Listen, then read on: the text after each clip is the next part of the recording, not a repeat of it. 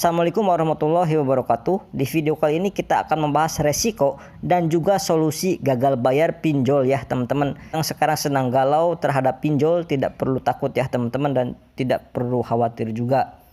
Kita samakan perspektif kita dulu aja ya teman-teman. Kita samakan pandangan kita terkait masalah resiko pinjol.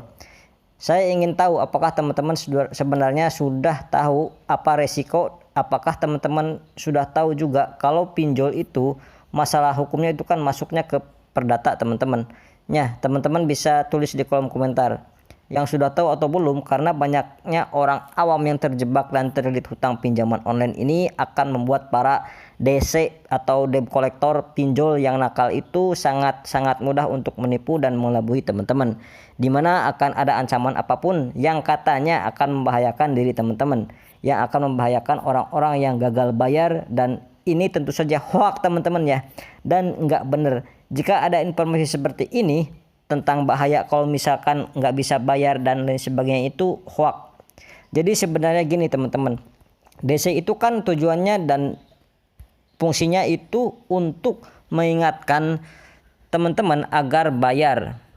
Mereka itu tidak berhak menarik uang kepada teman-teman, karena ya nggak boleh ya teman-teman.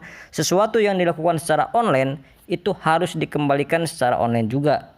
Itu adalah prinsip aturan mendasar dari OJK yang harus dipatuhi oleh pinjol atau pinjaman online. Nah, sekarang bagaimana kalau kita mendapatkan ancaman? Sekarang bagaimana nih kalau kita mendapatkan ancaman? Dan ya, ini ancamannya cukup berbahaya teman-teman. Sebenarnya teman-teman simpel ya, teman-teman nanti cukup kumpulkan bukti, kemudian kumpulkan bukti bahwa DC itu memberikan ancaman kepada teman-teman, dan bisa teman-teman ancam balik ya kalau teman-teman sudah kantongi bukti tersebut dan laporkan ke polisi. Bisa kayak gitu ya teman-teman. Nah, karena apa? Karena DC itu paling takut sama orang-orang yang nekat dan ngerti dan paham ya teman-teman terkait masalah hutang piutang pinjaman online. Karena DC sendiri itu paling males ya kalau menghadapi orang-orang seperti itu. Makanya pernah dengar gak teman-teman, kalau orang-orang lulusan sarjana hukum atau mungkin orang-orang hukum itu terkesan lebih sulit banget untuk mendapatkan pengkreditan atau pencairan dana kredit ketika mereka mau mencicil sesuatu. Dan pernah dengar nggak teman-teman, biasanya hal seperti itu orang-orang jadi males gitu ya. Orang-orang jadi males, apakah ini akan jadi gimana nanti kalau mereka bermasalah. Ini pasti orang ngerti banget soal hukum. Kita nggak bisa tekan, kita nggak bisa tarik uangnya. Ya amit-amitnya kalau orang itu nggak bisa bayar. Orang itu tetap sudah terlalu kuat dalam tanda kutip. Ya karena dia itu ngerti tentang hukum. Jadi ya gimana ya, mau diperas dan diancam sedemikian rupa itu tetap tidak akan berdampak hal yang buruk bagi si peminjam utang tersebut. Ini jujur ya teman-teman, jujur. Kalau hal-hal seperti ini kita tidak bisa ekspektasi yang tinggi-tinggi. Kita tahu ya teman-teman bahwa hutang pinjol itu sebenarnya risiko nggak berbahaya sama sekali.